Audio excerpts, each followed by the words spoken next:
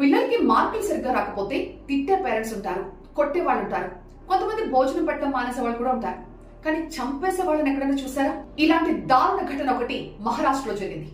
మహారాష్ట్ర సాంగ్లీ జిల్లాకు చెందిన డోటీరామ్ భోస్లే, ఇతని కూతురు సాధన భోస్లే 12th క్లాస్ చదువుతోంది. సాధన చాలా తెలివైన అమ్మాయి. 10th క్లాస్ లో అమ్మాయికి 93% మార్క్స్ వచ్చాయి. 12th చదువుతూ ఆమె నీట్ కి కూడా ప్రిపేర్ అవుతోంది.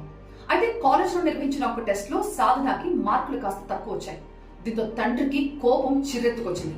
నేను ఇంత కష్టపడి చదివిస్తుంటే నీకు ఈ మార్కులు రావడం ఏంటి, బాగా చదువుకోవాలి కదా అంటూ ఇంటికి వచ్చిన కూతుర్ని కొన్ని గంటల పాటు తిడుతూనే ఉన్నాడంట.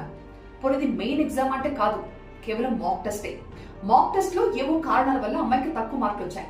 అది అర్థం చేసుకోకుండా గంటల కొద్దీ తిడుతూ ఉండడంతో ఆ అమ్మాయికి చిరాకు వచ్చింది. ఆ కోపంలో తండ్రిని ఒక మాట అనేసింది, నాన్న నీకేమైనా ఎక్కువ మార్కులు వచ్చాయా, నువ్వేమైనా కలెక్టర్ ఉద్యోగం చేస్తున్నావా అని. అంతే, ఇంకా ఆయన కోపం కట్టలు తెంచుకుంది. చేతికి అందొచ్చిన రోకల బండతో ఆ అమ్మాయిని చిత్త కొట్టాడు. ఆ అమ్మాయి తల మీద పదే పదే కొట్టడంతో పాపం ఆ అమ్మాయి అపస్మారక స్థితిలోకి వెళ్ళిపోయి ప్రాణాలే కోల్పోయింది. పిల్లలకి మార్కులు తక్కువ వస్తే వాడిని వెన్ను తట్టి ప్రోత్సహించాల్సింది పోయి ఇలా ఎవరైనా ప్రాణాలు తీసుకుంటారని చుట్టుపక్కల వాళ్ళు షాక్ అవుతున్నారు. ఆ పాప బంగారు భవిష్యత్తుని చేతులారా చిదిమేసిన తండ్రి డోటీరామ్ భోస్లేని కఠినంగా శిక్షించాల్సిందంటూ డిమాండ్ చేస్తున్నారు. ఇక్కడికి ఆశ్చర్యకరమైన విషయం అవుతుంది. అదేంటంటే మార్కుల కోసం కూతుర్ని చంపేసిన ఈ డోటీరామ్ భోస్లే ఒక స్కూల్ కి హెడ్ మాస్టర్ గా పనిచేస్తున్నాడు.